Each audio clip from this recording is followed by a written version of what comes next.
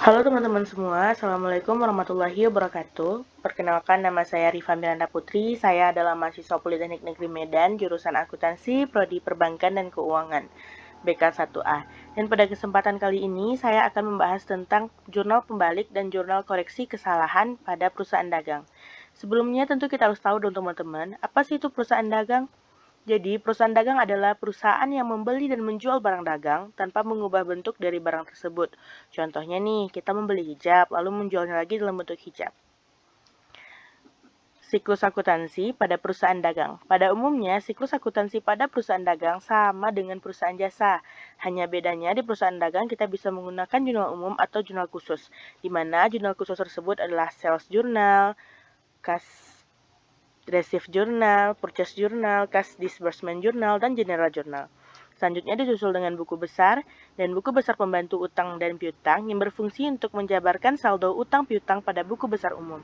Selanjutnya ke neraca saldo, jurnal penyesuaian, neraca lajur, laporan keuangan, jurnal penutup, neraca saldo setelah penutupan, jurnal pembalik, dan jurnal koreksi jika dibutuhkan. Kita sekarang masuk ke materi ya teman-teman, jurnal pembalik. Apa sih itu jurnal pembalik? Jadi jurnal pembalik merupakan jurnal yang difungsikan untuk membalik jurnal penyesuaian yang telah dibuat sebelumnya. Jika dilihat dari konsepnya, maka menurut konsep siklus akuntansi, jurnal ini memiliki kategori jurnal opsional. Maksudnya adalah jurnal ini boleh dibuat atau tidak. Akun yang membutuhkan jurnal pembalik dan contohnya. Yang pertama adalah untuk beban dibayar di muka. Contohnya, pada tanggal 1 Desember 2015 ada beban sewa yang dibayar di muka sebesar 500.000. Maka jurnalnya sebagai berikut. Jurnal awal di jurnal umum adalah beban sewa pada kas sebesar 500.000. Jurnal penyesuaian, biaya sewa dibayar di muka pada beban sewa 300.000. Dan jurnal pembaliknya adalah beban sewa pada sewa dibayar di muka 300.000. Akun kedua adalah pendapatan diterima di muka. Contohnya, pada tanggal 1 Desember 2015, perusahaan mendapatkan pendapatan sewa sebesar Rp1.500.000. Jurnal umumnya kas pada pendapatan sewa sebesar Rp1.500.000.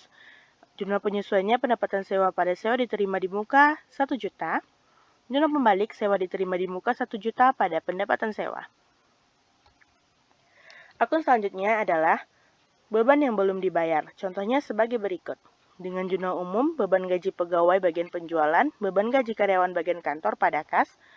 Dengan jurnal penyesuaian, beban gaji penjualan, beban gaji pegawai pada beban utang gaji. Dan jurnal pembalik, utang gaji pada beban gaji dan beban gaji pegawai kantor.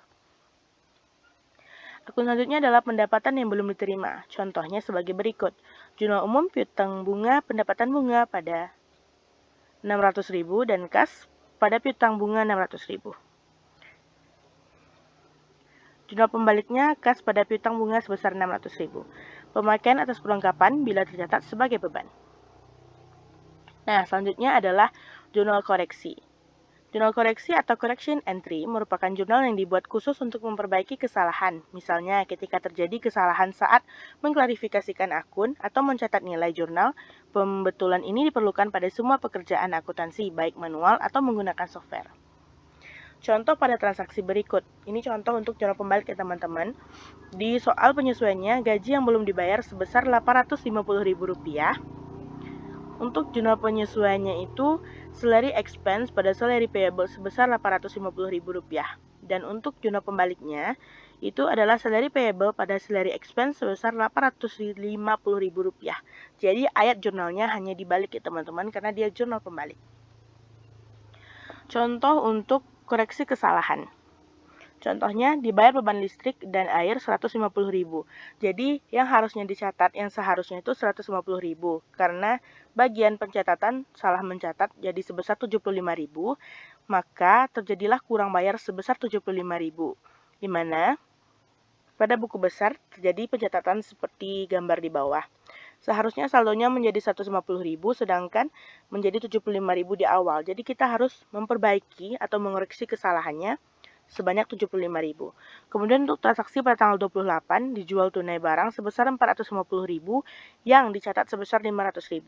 Maka terjadilah kelebihan bayar Rp50.000 dan itu harus dikurangi agar saldo pada akun sales menjadi Rp450.000. Berikut jurnalnya. correction entry, electricity expense pada cash 75.000, sales pada cash 50.000. Bisa dibandingkan ya teman-teman. Ini untuk jurnal yang pertama, beban listrik pada kas 75.000 berganti menjadi electricity expense pada kas 75.000 tetap jurnalnya karena dia kurang bayar. Untuk transaksi yang kedua itu dia kelebihan bayar 50.000 yang mana jurnal awalnya cash pada sales menjadi sales pada cash 50.000. Oke teman-teman, sekian dari saya. Semoga dengan penjelasan yang saya sampaikan teman-teman dapat memahami. Jika ada pertanyaan, bisa di komen ya teman-teman. Sekian, terima kasih. Assalamualaikum warahmatullahi wabarakatuh. Sampai jumpa lagi.